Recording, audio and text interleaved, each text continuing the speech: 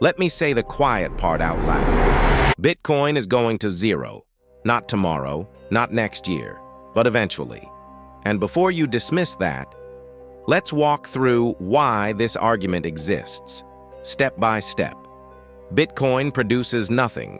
Bitcoin doesn't generate value. No cash flow, no productivity, no ownership of anything real. Its price depends entirely on one thing: someone else paying more for it later. That works until it doesn't. Every asset built purely on belief eventually faces this problem. Belief is not permanent. Bitcoin's strongest feature is belief, but belief is fragile. If confidence breaks, through regulation, competition, or a major shock, there's nothing underneath to stabilize price. Stocks fall, but companies still exist. Real estate crashes, but buildings remain.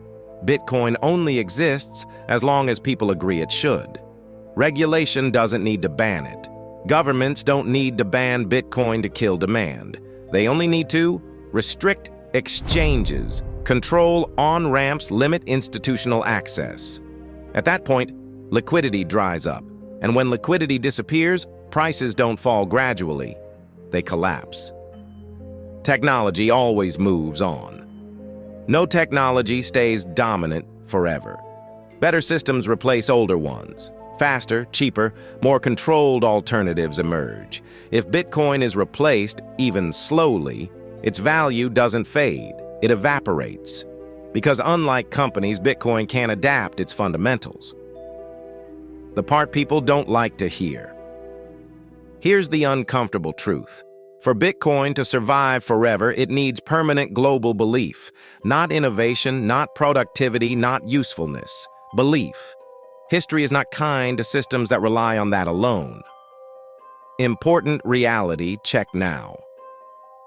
This does not mean Bitcoin is going to zero soon. Markets can stay irrational longer than people expect. Bitcoin could survive for years, even decades.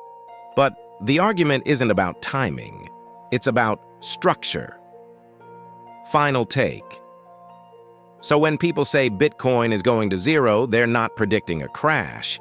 They're pointing out a long-term vulnerability. You don't have to agree with it. But dismissing it without understanding it is missing the point. This isn't financial advice. It's just the argument.